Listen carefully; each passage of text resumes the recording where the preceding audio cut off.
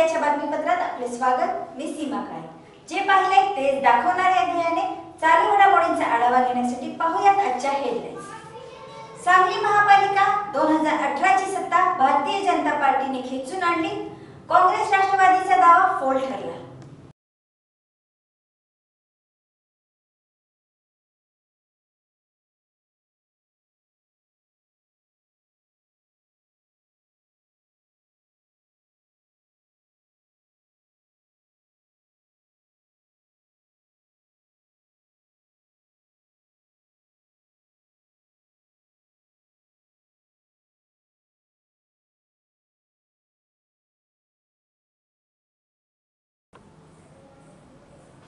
सांगली महानगरपालिका निवडणुकीचे रणसंग्राम आज संपुष्टात आले आणि मनपाच्या 5व्या सार्वत्रिक निवडणुकीत भाजपाने सत्ता खेचून आणली। काँग्रेस मुक्त महानगरपालिका केली असून राष्ट्रवादी पक्षाचे प्रदेशाध्यक्ष जयंत पाटील यांनी आम्ही 60 जागांवर विजय होऊ असे भाकीत केले होते। या निवडणुकीचा निकाल जसजसे हाती येऊ लागले तसतसे पहिल्या फेरीपासून भारतीय जनता पार्टीने बाजी मारली होती।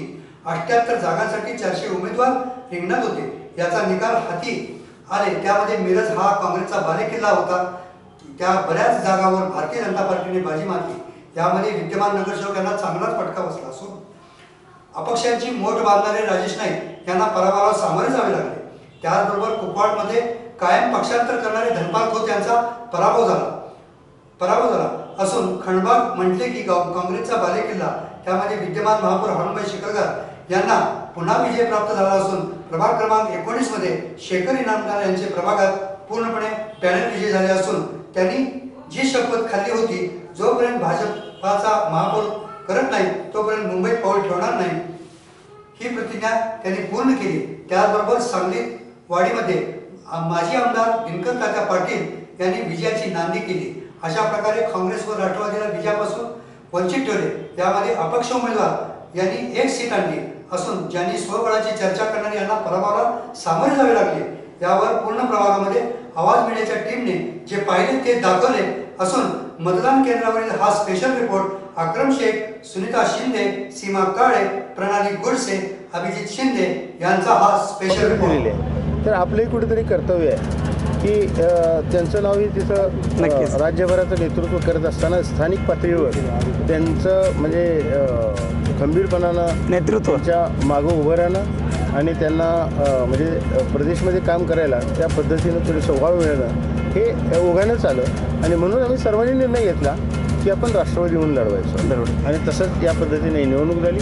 प्रभाग 6च्या निवडणुकीत आता मैनुद्दीन बागवानी जे सांगितलं ती सत्यता लोकांच्या पुढे येणं आवश्यक आहे। कारण BJPकडं फार काही प्राबल्य असणारे उमेदवार नव्हते पण BJPने नंतर डाव केला की त्यांनी पैशाचा भरपूर पुरेपूर उपयोग केला।